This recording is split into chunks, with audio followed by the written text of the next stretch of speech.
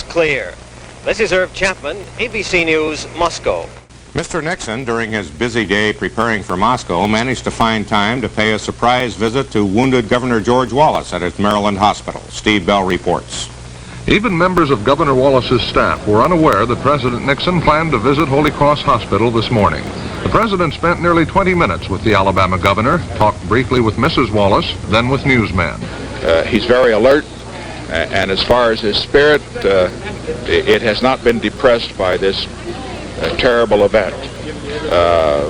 We had a good talk. Naturally, I did not want to impose on him at a time that he was obviously still suffering pain and the rest, but he kept me a little longer than the doctors wanted me to stay. The major subject that we discussed in terms of the future was the trip that I'm taking to Russia. He wished me well, and I told him that when I returned, I would see to it, if he wanted to see that he got a briefing on some of the things that we did discuss in the Soviet Union. I must say that as I looked at him this morning at 9 o'clock, he was very alert. He looked as if he'd had a good night's sleep. His reaction time was extremely fast. You would think he was just in for a tonsillectomy or something like that, rather than what he's been through. I think the governor is going to come out of this.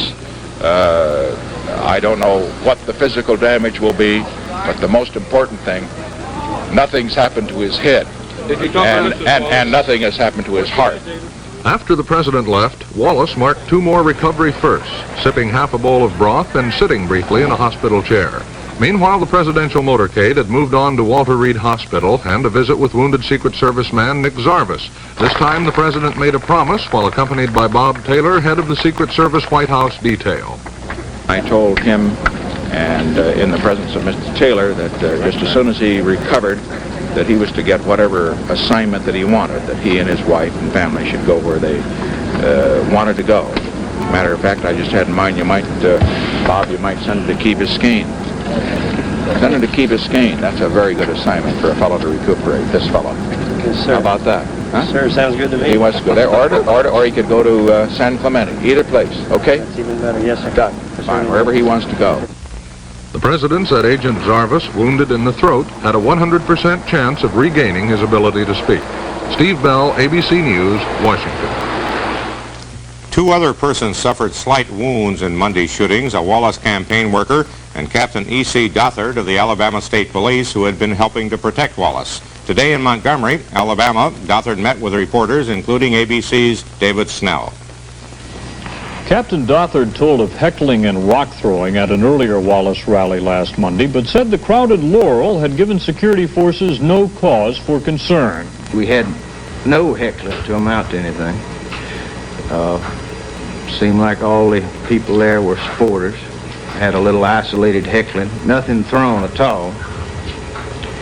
So when he finished, he wanted to shake hands.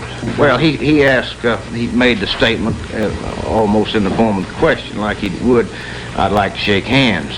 And when nobody said we'd rather not, then he went into the crowd directly. I heard the 5 shots. I never did see the gun. I never did see the man. What had happened is what we had always been afraid might happen. And when you're in a crowd like that, it's hard to have any control over what happened. Do you think it's possible to protect a candidate as he campaigns in this way? It's impossible, I think, in a crowd, especially at an outdoor rally where you don't have any way to know what they bring into the area. Captain Dothard feels an end to outdoor rallies and handshaking in mass crowds might help tighten security for presidential candidates. But he said he didn't know what Governor Wallace would think of his suggestions. David Snell, ABC News, Montgomery, Alabama.